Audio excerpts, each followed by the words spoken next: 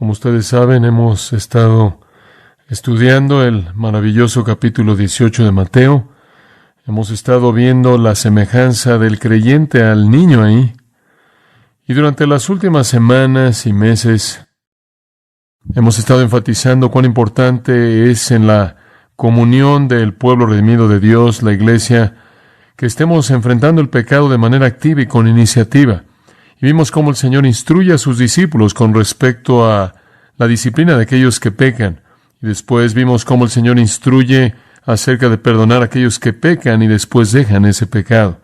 Y entonces hemos explicado el asunto entero de la disciplina, reprender el pecado, ser ministros de santidad, buscando a ese cristiano que peca y trayéndolo de regreso al lugar de la obediencia. Y conforme estaba pensando en esto la semana pasada, pensé tanto en el área de la disciplina y delineamos claramente eso, y pensé en el área del perdón, y eso es presentado de manera tan maravillosa en este capítulo 18. Pero hubo otra área que realmente no habíamos explicado a detalle. Y el capítulo, este es el capítulo 18 de Mateo, no explica eso tampoco a detalle, y ese es el ministerio de la restauración. ¿Qué hace usted cuando alguien peca? Usted los disciplina. ¿Qué hace usted cuando se arrepienten y se vuelven de ese pecado? Usted los perdona en el sentido pleno. Después, ¿qué hace usted después de que son perdonados? Los restaura. Usted los toma de regreso al lugar en el que estaban antes de que cayeran en el principio. Y el ministerio de la restauración me parece ser ese eslabón vital y final en el proceso de nuestros pensamientos. Ahora, con eso en mente, quiero llevarlo a Gálatas capítulos 5 y 6 y sacarlo por un momento del libro de Mateo esta mañana y, sin embargo, mantenerlo en el mismo tema como lo hemos tratado en el Evangelio de Mateo. Supongo que sería suficiente que yo volviera a decir al repasar lo que hemos visto, que enfrentar el pecado en la iglesia es de una consecuencia grande. El Señor ha diseñado de tal manera su iglesia que la pureza de la iglesia es su preocupación grande. El apóstol Pablo habla de querer desposar a Cristo, a una virgen pura. Él escribe a los Efesios acerca de la importancia de no tener comunión con aquellos que ejecutan las obras de las tinieblas. Él le dice a los Corintios, cuando encuentren a alguien en su asamblea que esté en pecado, sáquenlo. Es una prioridad muy elevada el enfrentar con el pecado dentro de la familia de Dios. Como Pablo dijo en 1 Corintios 5, un poco de levadura leuda toda la masa. Y entonces una iglesia pura es la gran preocupación de Dios. Y hemos estado viendo cómo, debido a eso, es esencial que enfrentemos el pecado, mediante la disciplina y después mediante el perdón y ahora mediante la restauración. Ahora, con eso en su mente, permítame llevarlo a Gálatas y quiero leer comenzando en el versículo 26, el cual es el último versículo del capítulo 5, y realmente debería ser el primer versículo del capítulo 6, creo yo, y leeré hasta el capítulo 6, versículo 6. No nos hagamos vanagloriosos, irritándonos unos a otros, envidiándonos unos a otros. Hermanos, si alguno fuera sorprendido en alguna falta, vosotros que sois espirituales, restauradle con espíritu de mansedumbre, considerándote a ti mismo, no sea que tú también seas tentado. Sobrellevad los unos las cargas de los otros, y cumplid así la ley de Cristo. Porque el que se cree ser algo, no siendo nada, a sí mismo se engaña. Así que cada uno someta a prueba su propia obra, y entonces tendrá motivo de gloriarse solo respecto de sí mismo y no en otro, porque cada uno llevará su propia carga. El que es enseñado en la palabra, haga partícipe de toda cosa buena al que lo instruye. Ahora aquí tiene usted un texto que trata con la restauración. Implícito está aquí la disciplina, implícito aquí está el perdón, pero se concentra en el tema de la restauración. Ahora, este es algo esencial. Debe haber disciplina, debe haber perdón y debe haber restauración completa. Creo que esa es la intención del corazón de Pablo en 2 Corintios capítulo 2, cuando él dijo, si no hacen eso, le dan a Satanás una ventaja. Y es una invitación abierta para que Satanás entre y destroce a la iglesia. Entonces hacemos esta pregunta conforme abordamos Gálatas. ¿Qué hace usted con el cristiano que peca, que ha respondido a la disciplina, que se ha arrepentido del pecado, que ha sido perdonado y traído de regreso a la comunión? ¿Qué hace usted para restaurarlos a ese lugar de fortaleza espiritual que tenían antes de que cayeran al principio? Y la respuesta viene en este pasaje. Este es el ministerio de la restauración. Ahora, para entenderlo en su contexto, quiero darle un poco de trasfondo. Galacia fue un lugar muy especial en la vida del apóstol Pablo.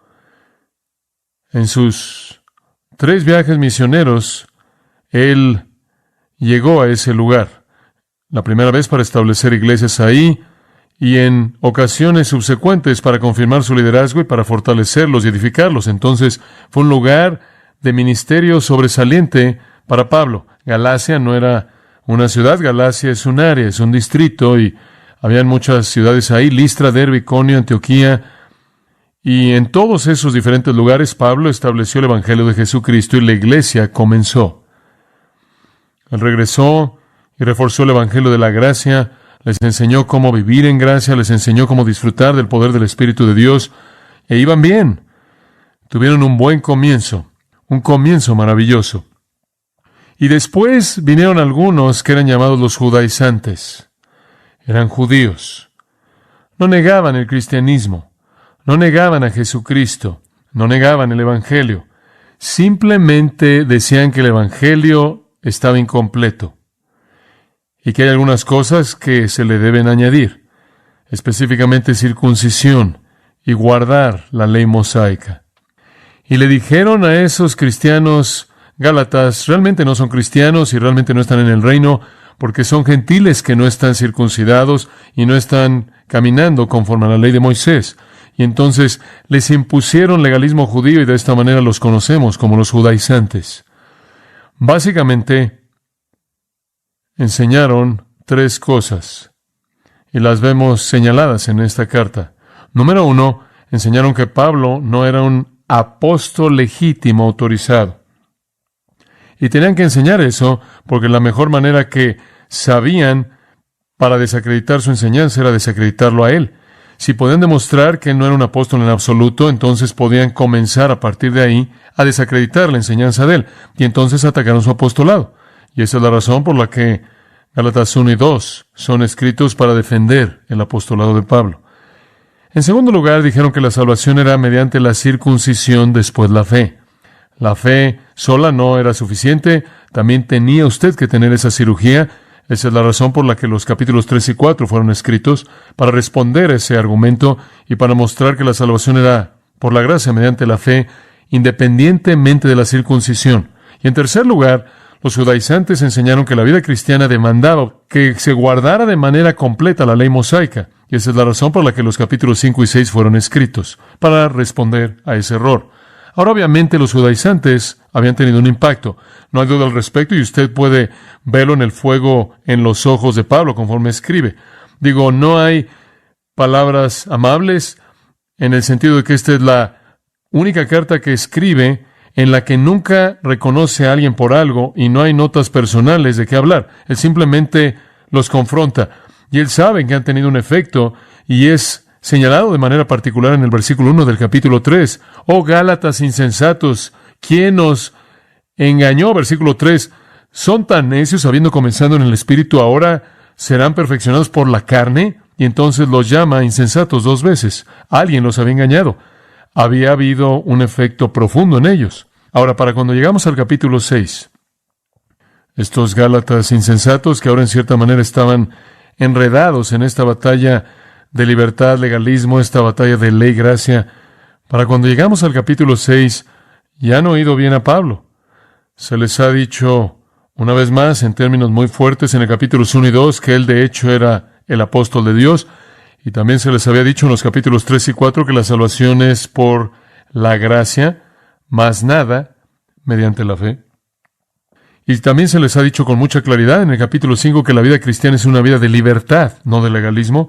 Y entonces podría ser que en este momento en particular que algo de la luz comienza a verse, se está disipando un poco la neblina, pero Pablo es un instrumento muy, muy astuto para que lo use el Espíritu de Dios, y él está muy consciente del hecho de que en esa asamblea de los Gálatas, como un resultado del ministerio que él había tenido y el ministerio que tuvieron los judaizantes, habrá una división. Habrán aquellos que sean los espirituales, los maduros, los que están andando en el Espíritu, y después estarán los legalistas que tratan por la energía de la carne producir todas las cosas que supuestamente deben hacer como están presentadas en la economía mosaica. Y él ve ahí un potencial simplemente para despedazar las asambleas en Galacia. Él puede ver una batalla que está por venir, y división, y discordia, y separación, y él sabe que tiene que enfrentarlo. Y entonces lo hace. Y de hecho lo que él dice es esto: ustedes que son espirituales, los que están bien, los que entienden y están caminando en el poder del Espíritu, su responsabilidad es levantar a los que no lo están haciendo. Y él establece para nosotros un principio de vida para la iglesia de Dios hasta que Jesús venga. Los fuertes cuiden de los débiles. Los espirituales cuiden de los carnales. Los que están de pie levanten a los que están caídos. La iglesia nunca fue diseñada para ser un lugar en donde usted va y es usted un espectador. No es un lugar en donde usted debe venir y ver la parte de atrás de la cabeza de alguien y simplemente irse y decir: Dios, ¿no estás emocionado porque vine? ¿Cumplí con mi deber religioso? La iglesia es un lugar en donde usted ministra el uno al otro juntos. Y sabe una cosa, será muy fácil para los gálatas espirituales que realmente habían aceptado la doctrina de la gracia de Pablo y ahora eran reafirmados al leer esta carta maravillosa, el entender realmente que estaban libres en la gracia, no estaban libres para hacer algo mal, sino por primera vez tener libertad para hacer lo correcto, capacitados por el Espíritu Santo, y entender la libertad que era suya en Cristo, y que realmente eran espirituales, y que en términos del versículo 16, capítulo 5, estaban andando en el Espíritu, y en términos del versículo 22, manifestando el fruto del Espíritu, y eran los espirituales, y en cierta manera podían mirar hacia abajo a los que estaban mal de una manera condenadora. Y esa es una tendencia, como usted sabe. La gente espiritual es la gente más madura, la gente que quizás ha tenido el beneficio de buena enseñanza, que quizás ha tenido el beneficio de buenos ejemplos y buen legado espiritual, que han sido obedientes y en el pasado han caminado con el Señor. Algunas veces pueden llegar al punto en el que menosprecian a aquellos que no viven a su nivel espiritualmente. Y en lugar de ver eso como una oportunidad para el ministerio, se vuelve una oportunidad para la soberbia espiritual y una ocasión para la vanagloria, en donde usted en cierta manera se felicita a sí mismo por su espiritualidad. Entonces él percibe eso. Y también existe ese potencial de que aquellos que son débiles y aquellos que tropiezan y aquellos que en cierta manera ven a los espirituales y los envidian, y la envidia se convierte en amargura y celos, y usted simplemente tiene una grieta en medio de la iglesia. Y entonces él sabe que deben unirse estos dos grupos. Él no quiere que los espirituales se enseñoreen de los carnales. Él no quiere que los fuertes se aprovechen de los débiles o los menosprecien, y él no quiere que los débiles resientan a los fuertes. Él no quiere ver una división entre los espirituales y los carnales. Y entonces él se adelanta en esta sección de Gálatas. Observa el versículo 26 del capítulo 5. Él acaba de concluir la afirmación de que si vivimos en el Espíritu y lo hacemos y somos cristianos, debemos andar en el Espíritu. En otras palabras, si nuestra vida, de hecho, está en el Espíritu posicionalmente, entonces debemos andar en el Espíritu prácticamente y vivirlo. Y después él dice esto: no nos hagamos vanagloriosos, kenodoxos. Significa que usted piensa que tiene un derecho a reclamar la gloria. Usted piensa que tiene un derecho al honor.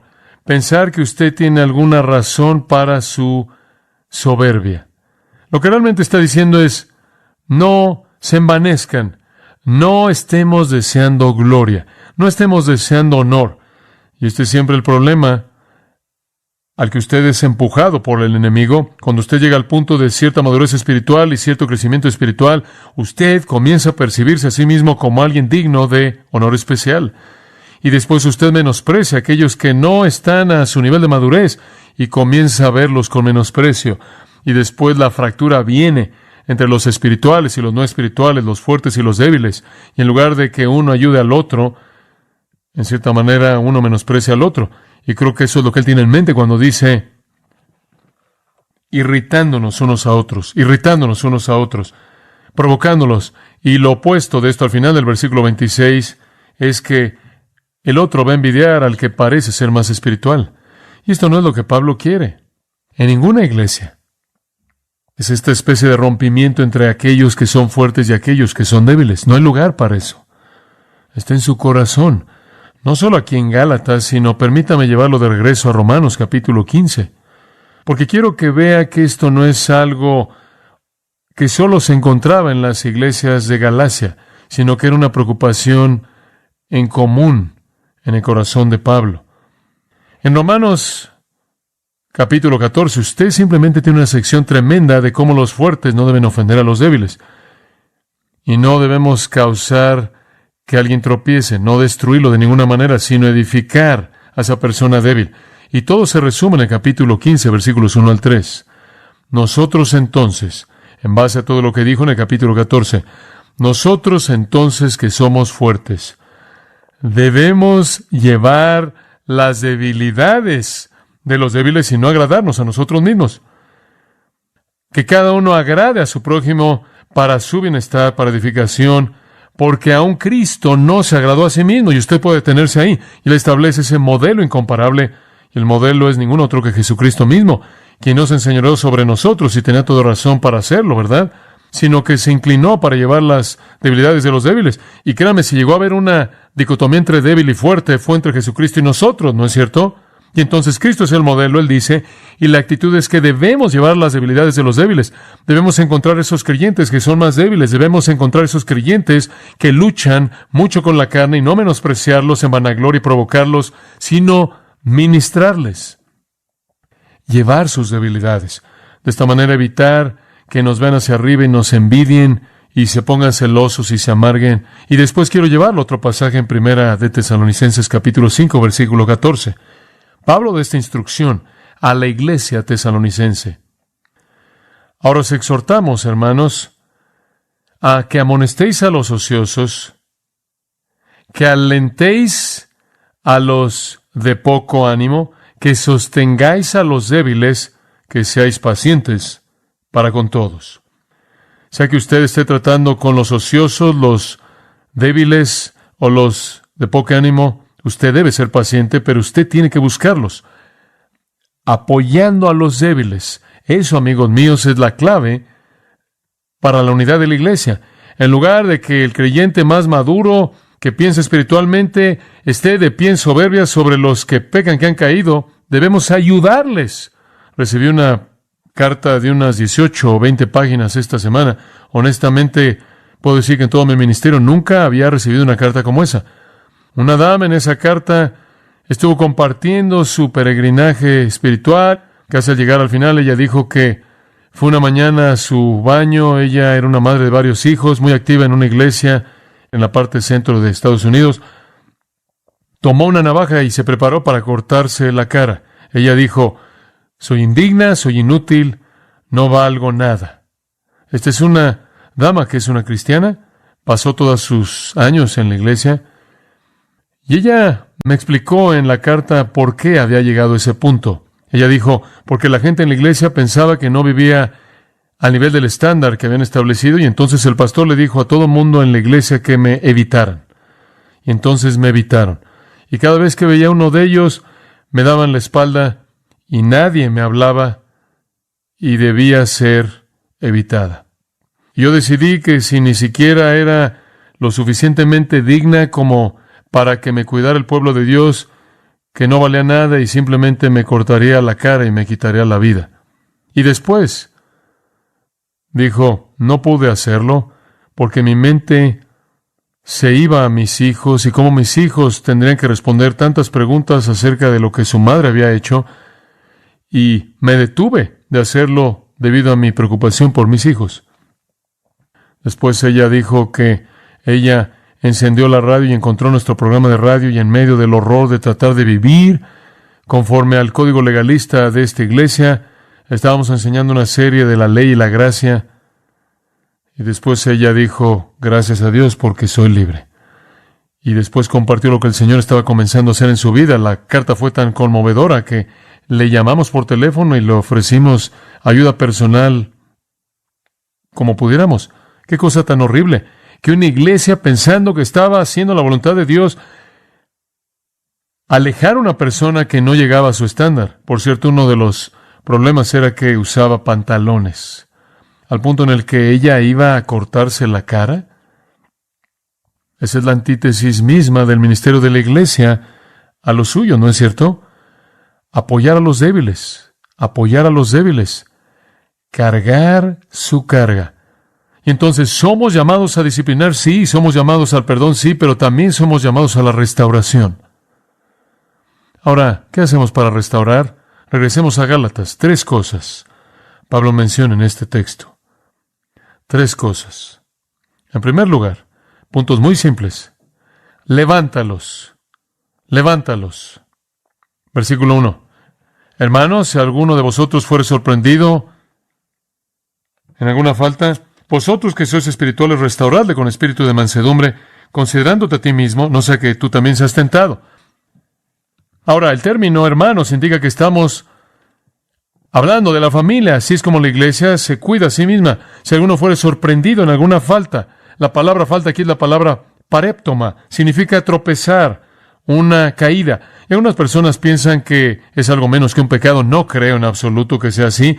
No creo que es menos que un pecado. Creo que es un pecado. Y la gente dice, bueno, ¿por qué no usó la palabra hamartía, un pecado? ¿Por qué no usó la palabra anomia, una transgresión? ¿Por qué usó la palabra una caída aquí? Bueno, no creo que tiene nada que ver con teología. Creo que tiene que ver con el enfoque literario. Le está hablando de andar en el Espíritu. Versículo 16 del 5. Andad en el Espíritu. Versículo 25 del 5. Andad en el Espíritu. Y en el proceso de su caminar, usted resulta ¿qué? Caerse. Él no nos está dando una definición teológica del pecado como si fuera algo menos que serio. Él simplemente se está quedando con su metáfora. Y entonces él dice, si alguno fuere sorprendido. Ahora, permítame hablar de la palabra sorprendido por un minuto porque creo que ha sido malentendida también. No creo que es un hombre que está caminando, que es sorprendido por un pecado y dice, oh, este pecado me está venciendo. No creo que esa es la idea. Creo que la idea es que cuando un creyente va caminando y se encuentra con alguien que ha caído en un pecado, ¿ve la diferencia? No es que el pecado lo vence, es que usted se encuentra con la persona y toma a la persona que ha caído en el pecado. Si alguno es sorprendido, ahora la palabra es una palabra muy interesante, prolambano, tomar a alguien sin que esté preparado. Realmente no creo que el pecado nos puede tomar por sorpresa.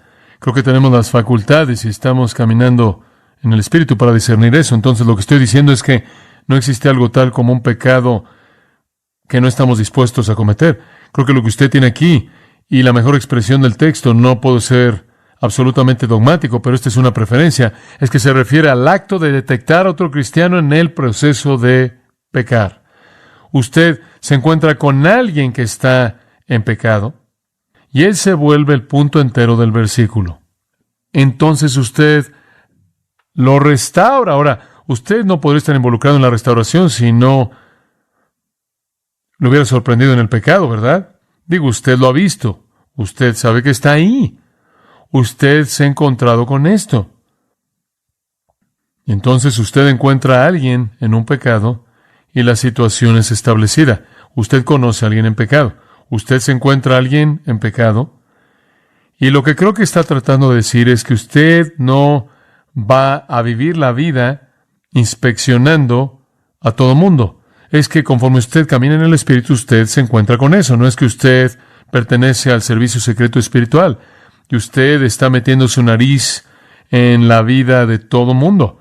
Es que conforme usted anda en el Espíritu, conforme usted vive, ustedes que son espirituales, se encuentran a alguien que fue sorprendido en una caída. Para mí esa es la expresión preferida. No está necesariamente mal decir que se refiere a alguien que ha sido sorprendido por algún pecado, pero prefiero la explicación que presenté. Ahora observen el versículo. Si usted encuentra a alguien así, vosotros que sois espirituales. Ahora esto es muy importante. Ahora, ¿quiénes son las personas espirituales? ¿Qué significa ser espiritual? Hablemos de eso. Decimos que alguien es espiritual o alguien es carnal. Permítame mostrarle lo que significa ser espiritual. Regreso a 1 Corintios capítulo 2, versículo 15. Y esta es tan solo una definición breve aquí. Pero el que es espiritual discierne todas las cosas o juzga todas las cosas, pero él mismo no es juzgado por nadie. Porque ¿quién entendió la mente del Señor para que le instruya? Mas nosotros tenemos ¿qué? La mente de Cristo. ¿Qué significa ser espiritual? Ser espiritual en el versículo 15 es lo mismo que tener en el versículo 16 ¿qué? La mente de Cristo. El que es espiritual es el que tiene la mente de Cristo. Visto de otra manera, en Efesios 5 dice, sed llenos de ¿qué? Del Espíritu. Entonces todas estas cosas van a suceder. Y después en Colosenses 3 dice, la palabra de Cristo mora en abundancia en vosotros, y lo mismo sucederá, por lo tanto concluimos que ser lleno del Espíritu es lo mismo como dejar que la palabra de Cristo mora en abundancia en usted. Por lo tanto, ser espiritual, esto es lo que significa, es ser lleno del Espíritu, es lo mismo que tener la mente de Cristo. Entonces, la persona espiritual es la persona que tiene la mente de Cristo. La persona con la mente de Cristo es la persona que está bajo el control del Espíritu Santo. Tener la mente de Cristo significa que usted sabe, debido a que la mente de Cristo está revelada aquí, ¿verdad? Usted conoce la palabra de Dios y usted está caminando en obediencia a ella. Como puede ver, cuando usted aprende la palabra de Dios, el Espíritu activa la respuesta obediente. Entonces, una persona espiritual es una que está caminando en el Espíritu. ¿Qué significa andar o caminar en el Espíritu? Significa tener la mente de Cristo. ¿Qué significa tener la mente de Cristo? Conocer la palabra de Dios y obedecerla. Y entonces, esa es una persona espiritual, una que está caminando en obediencia a la voluntad revelada de Dios a Él mediante la palabra de Dios, activada por el Espíritu de Dios. Ese es el espiritual. Entonces tenemos una persona, dos personas aquí están caminando en el Espíritu, uno cae en actividad carnal, el otro todavía está caminando en el Espíritu y tiene la responsabilidad de levantar al que se cayó. Eso no es tan profundo, es obvio. El fuerte cuida al cargar las debilidades del débil. Ese es el concepto básico. Y Pablo procede a ilustrar eso inmediatamente en 1 Corintios capítulo 3, conforme entra y aborda a los corintios y los llama carnales y hace todo lo que puede en esa carta entera para levantarlos de nuevo al darles instrucción.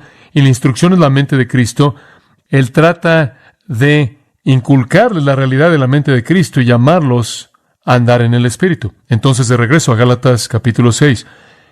Descubrimos entonces que al levantar a la persona, el que es espiritual, el que está caminando en obediencia, activado, capacitado por el Espíritu Santo, conociendo la mente de Cristo y respondiendo a ella, es llamado a restaurar al que fue sorprendido en el pecado. La palabra restaurar es una palabra muy común en el Nuevo Testamento. Catartizo es usada con mucha frecuencia.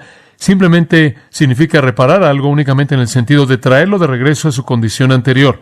Restaurarlo a su condición anterior. Es usado de reconciliar a dos partes que están discutiendo. Es usado de restaurar huesos que están rotos. Es usado de colocar un miembro dislocado de regreso a su lugar apropiado. Es usado de reparar redes que están rotas. Esa palabra es una palabra muy común que se usa para coser algo, para restaurar algo a su condición original.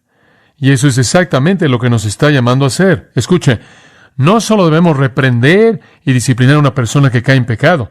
Los perdonamos con nuestro corazón y en términos de relación los restauramos cuando se arrepienten y después comenzamos el proceso de edificación entero de restauración que los coloca de regreso en el andar en el Espíritu en donde estaban antes de que pecaran. Entonces, hay un proceso de restauración espiritual involucrado y realmente estoy comprometido con el hecho de que la iglesia tiene que estar involucrada en esto. Esto es parte de fundir nuestras vidas juntos. No es suficiente simplemente venir e irse, no es suficiente simplemente ver lo que sucede. Hay un proceso de reconstrucción espiritual en el que estamos todos involucrados, los fuertes ayudando a los débiles, y permítame tan solo darle otro pensamiento en esta área. Esto no necesariamente solo es un asunto absoluto. Todos somos débiles en algunos lugares, ¿verdad? Y entonces, en algún punto estamos en esa línea larga de crecimiento espiritual.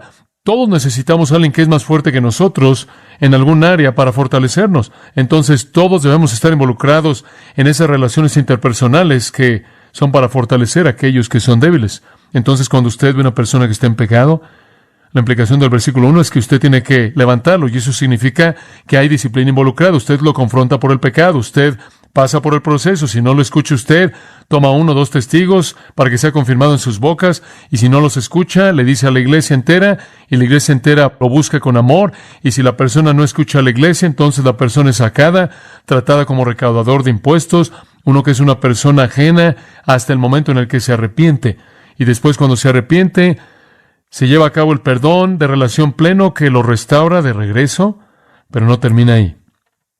Después está el proceso completo de reconstrucción para restaurarlos al lugar en el que estaban antes. Ahora observe la actitud de esta persona que lo levanta, versículo 1. Espíritu de mansedumbre. El espíritu de mansedumbre. Humildad. Y de nuevo creo con todo mi corazón que Jesucristo es el modelo en esta área. En 2 Corintios 10:1, Pablo dice: yo, Pablo, os ruego por la mansedumbre y gentileza de Cristo. Cristo, quien vino a este mundo y vio a pecadores impíos, miserables, viles, desobedientes, ignorantes, y en silencio y paciencia nos espera para que regresemos al lugar que Él quiere que ocupemos, que desea restaurarnos a ese lugar que conocimos antes de que cayéramos. Y ese es el modelo. Y lo hacemos en un espíritu de mansedumbre. Nada más que nuestra mansedumbre cambia de eso a Cristo en un sentido, porque dice, considerándote a ti mismo, no sea que tú también seas tentado. Y en eso añadiríamos esto, que debemos abordar esto entendiendo que podremos estar en la misma posición, ¿verdad? Mientras que Cristo no podría debido a su perfección, nosotros sí podríamos.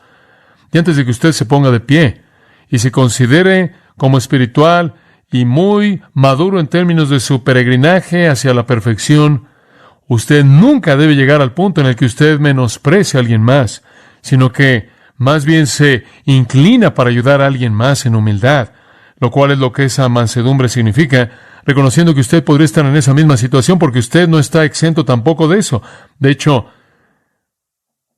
va a llegar usted tarde o temprano porque el pecado vive en usted. No hay lugar para la soberbia y vanagloria espiritual. No hay lugar para que la gente piense que es mejor que otra. Debe haber mansedumbre cuando consideramos que nosotros también podríamos caer.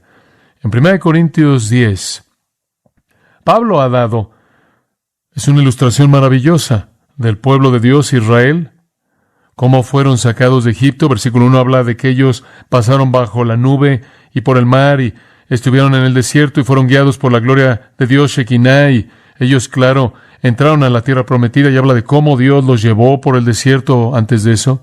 Pero dice, con toda la bendición de Dios, algunos de ellos cayeron en fornicación. Ahora estas son personas con mucho privilegio, pero estas personas con mucho privilegio pecaron. Ahora observa el versículo 11.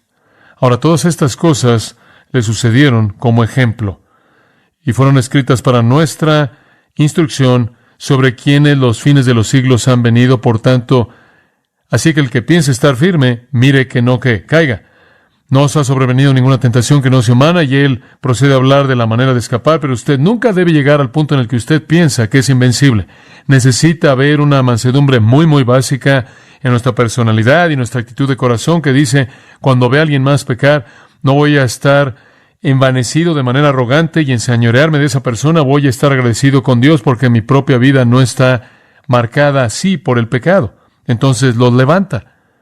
Y esté dispuesto a agacharse para levantar a alguien, sabiendo que usted podría ser el que necesita ser levantado, y tarde o temprano así será. Aunque su pecado quizás no sea el mismo que ese, habrá un pecado también del cual usted también necesitará ser restaurado. Segundo punto, el primero es levántelos. El segundo, sosténgalos. Y eso está en los versículos 2 al 5. Es un pasaje hermoso. Sobrellevad los unos las cargas de los otros y cumplid así la ley de Cristo. La palabra sobrellevar significa cargar, sostener. Lo que sea que realmente es una carga, sosténgalo para ellos. Ahora dice usted, ¿qué quiere decir él con esto? Sobrellevad los unos las cargas de los otros. La idea de nuevo es el caminar. Este hombre va por el camino y él se cae. ¿Qué lo hizo caer? Bueno, él tenía algo que era demasiado pesado y lo aplastó y él se cayó y Si usted se puede imaginar eso, una caminata larga y una carga, y de pronto la carga se vuelve aplastante y se cae el hombre, y usted dice, ahora que lo ha recogido, usted va a tener que colocarse debajo de eso y va a tener que ayudarle a cargar esa carga. Ahora, ¿cuál es esa carga? Bueno, yo creo que es, sea cual sea la debilidad que esté en esa persona espiritualmente, que amenaza inducirlo a caer en pecado. Sea cual sea el tipo de apertura que hay ahí en este tipo de su vida, sea cual sea la entrada que Satanás puede encontrar, sea cual sea la debilidad de personalidad, o sea cual sea lo que tiende a ser su talón de Aquiles, es donde usted tiene que colocarse y cargar la carga porque él no puede cargarla solo. Tantas veces una persona va a pecar, se va a arrepentir, ser perdonado y va a ser traído de regreso a la comunión y después nadie se molesta por colocarse debajo de la carga y después están cargando la misma carga de tentación en la misma circunstancia difícil que estaban cargando antes y simplemente vuelven a caer. Un hombre vino a verme, un joven, él dijo, él estaba desencajado, estaba turbado. Él tenía lágrimas y me dijo, he entregado mi vida a Cristo, pero dijo, fui un homosexual antes de que era salvo y dijo, he tenido problemas terribles. Él dijo, sigo tropezándome de regreso y metiéndome en relaciones. Y él dijo, y me arrepiento y le doy la espalda a eso y le pido a Dios que me perdone. Y él dice, y después voy y lo vuelvo a hacer. Y simplemente era una situación terrible, destructiva. Bueno, realmente no sabía cómo ayudarlo. Entonces simplemente ahí en el momento le dije, muy bien, te voy a decir lo que quiero que hagas. Cada vez que tú tengas una relación homosexual en las siguientes 2 semanas, y las homosexuales pueden tenerlas con mucha frecuencia, y cada vez que tú cultives pensamientos impíos en esa área, quiero que lo escribas en un párrafo completo y me lo expliques. Cada vez que lo pienses y cada vez que lo hagas, simplemente escríbelo. Y en las próximas 2 semanas, cuando nos veamos, puedes enseñarme la lista entera. Y él, en cierta manera, le sorprendió que yo dijera eso. Y yo simplemente le hice que me prometiera hacer eso. Y entonces, 2 semanas después, él regresó y él tenía esta sonrisa enorme en su cara. Y él entró por la puerta y después de que me dijo hola, dijo, no tengo nada que escribir. No hice nada. Yo le dije, ¿en serio? Él dijo, sí. Esa es la primera vez. Es la primera vez, 2 semanas. Y yo dije, bueno, ¿cuál es la diferencia? Él dijo, no quiero decirte lo que hice. Esa es una manera de cargar su carga, ¿no es cierto? Usted carga su carga al forzar una rendición de cuentas en él. Hay muchas maneras en las que usted puede cargar la carga de alguien más. Hay muchas maneras de llevar la carga de alguien.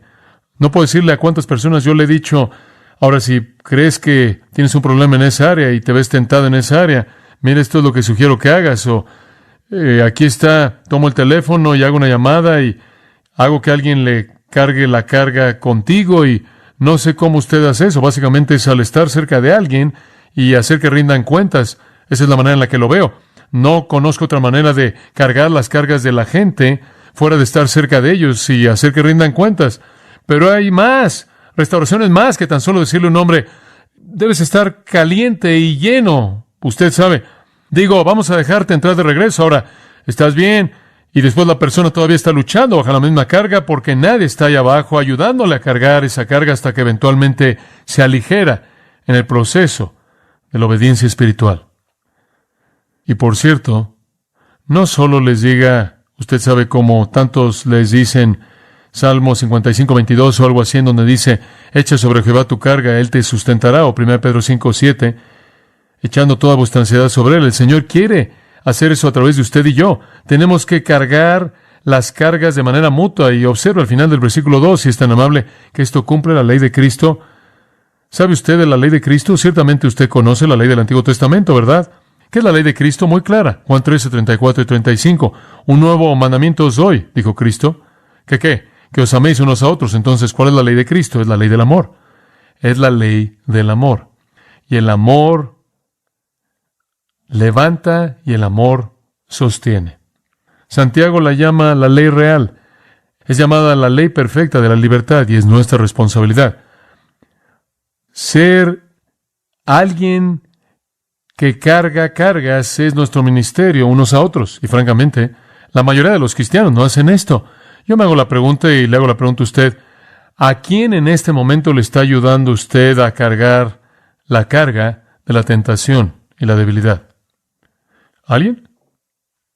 ¿Alguien a quien usted está nutriendo? ¿Está cargando usted la carga de alguien? ¿Está usted en el proceso de restaurar a alguien? Es tan fácil para nosotros estar tan distantes. Dice usted, bueno, a mí no me gusta meterme allá abajo, podría ser afectado por eso y soy muy espiritual, simplemente no quiero manchar lo puro. Bueno, el versículo 3 es para usted. Porque el que se cree ser algo, no siendo nada, ¿no siendo qué? Nada, a sí mismo se engaña. Básicamente ese versículo es un versículo maravilloso de antropología. Dicho de manera simple, el hombre es que nada. Nada, eso es lo que dice. Saque usted todas las frases que modifican. No somos nada. ¿Qué está protegiendo? De cualquier manera, usted no es nada. Si lo mejor de nosotros es el primero de los pecadores, ¿qué somos? No somos nada. Eso es lo que le está diciendo. Y no estoy diciendo esto en términos de negar la imagen de Dios en nosotros. Simplemente estoy diciendo en términos de tener que promovernos a la gloria, de tener que pensar con un alto concepto de nosotros mismos. Eso es completamente opuesto. No somos nada.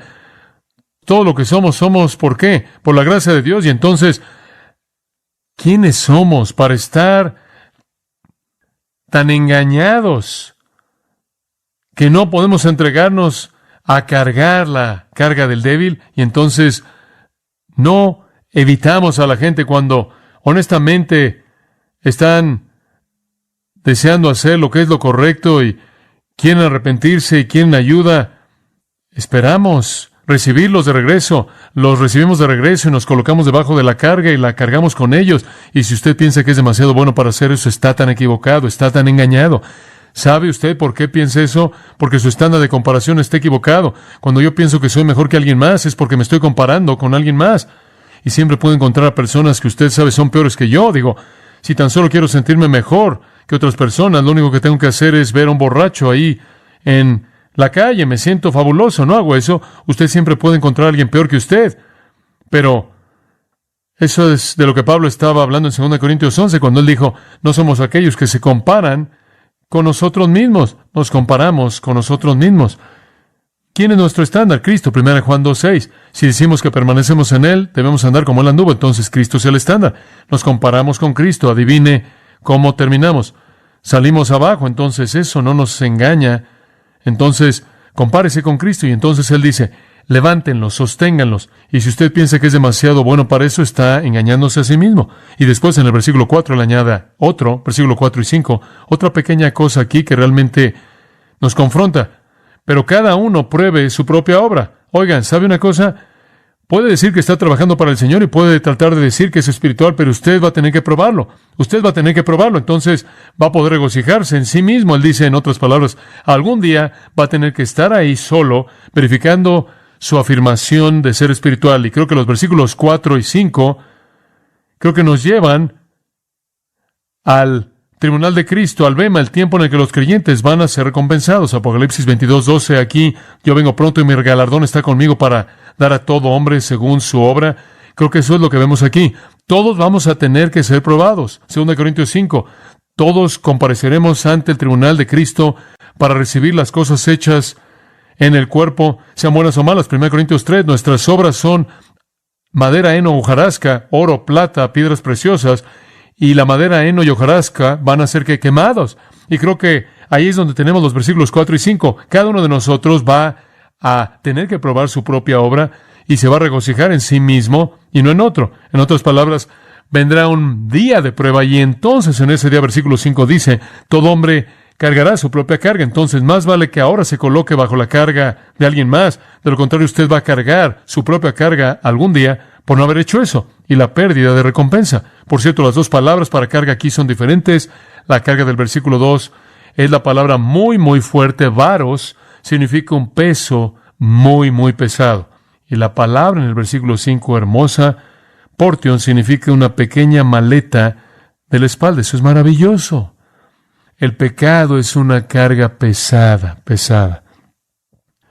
Perder una recompensa es tan solo una mochila de espalda. Entonces, no quiero que piense que algún día vamos a enfrentar a Jesucristo y vamos a estar bajo este peso aplastante. Es una carga pequeña, no obstante, es una carga. Algún día usted va a tener que llevar su propia mochila en la espalda por haber fracasado en probar su espiritualidad si no está dispuesto a colocarse bajo la carga pesada, pesada de alguien más y ayudarlo a cargarla. Finalmente, recójalos, sosténgalos, edifícalos. Versículo 6, aquel que es instruido en la palabra comparta con aquel que lo instruye toda buena cosa. Ahora, usted se ha vuelto el maestro, la persona a quien usted está restaurando, se ha vuelto el alumno. Algunas personas han usado este versículo para indicar que un predicador que predica o enseña debe ser pagado y toman el término buenas cosas ágatos para referirse a dinero, y lo que está diciendo es que quien le enseñe a usted la Biblia debe pagarle. No. Ahora, no estoy aquí para discutir contra eso. Como hecho, ese es un hecho.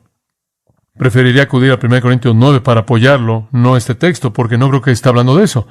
¿Por qué meter un versículo aquí acerca de pagarle a alguien que es un maestro?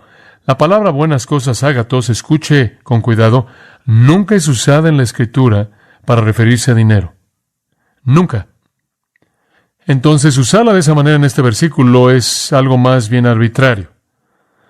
Hay dos palabras para bueno, buenas cosas: kalos, bondad en forma, ágatos, bondad en esencia, y esto es ágatos. Y significa esencia espiritual o excelencia espiritual. Por ejemplo, Romanos 10:15 habla de predicar las buenas cosas, la proclamación de las buenas cosas, mismo término. Es usada dos veces en Hebreos, una vez en el capítulo 9, versículo 11, una vez en el capítulo 10, versículo 1, y de nuevo se refiere a las buenas cosas del reino de Dios, excelencia espiritual. Si usted quiere saber la mejor manera de traducirlo, sería esta: que aquel que es enseñado en la palabra comparta con el que enseña en todos los bienes espirituales. Eso es realmente lo que está diciendo, literalmente. ¿Qué está diciendo él? Oh, ese es un pensamiento hermoso. Ahora, en el proceso de restaurar a esta persona, ustedes que enseñan y ustedes que están siendo restaurados, compartan de manera mutua en todos los beneficios espirituales. En otras palabras, es un tipo de proceso de edificación continuo, recíproco, interactivo. ¿No es cierto? Usted está edificando, usted está edificando, asegurándose de que el hermano que está pecando se somete al hermano que está enseñando y comparten juntos en todos los beneficios espirituales. Y entonces, este es el proceso de reconstruir una vida.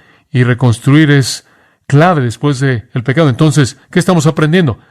Levántelos y después sosténgalos.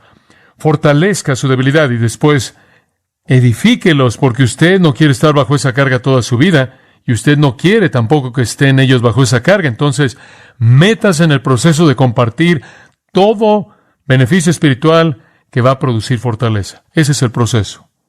Y entonces, Pablo nos llama al ministerio de la restauración. Sobrellevad los unos las cargas de los otros y cumplid así la ley de Cristo, la cual es la ley de ¿qué? Del amor. Padre, te damos gracias ahora porque nos has estado enseñando en estos días acerca de nuestra semejanza a un niño. Y cuánto nos necesitamos los unos a los otros. Debemos ser cuidados como niños, protegidos como niños, disciplinados como niños. Necesitamos ser perdonados como niños, levantados, sostenidos y edificados. Padre, realmente no deseamos ser únicamente oidores de la palabra y de esta manera engañarnos a nosotros mismos, sino hacedores. Danos el ministerio de la restauración y muéstranos cómo hacerlo. Muéstranos cómo encontrar las debilidades en la gente que nos rodea y edificarlos.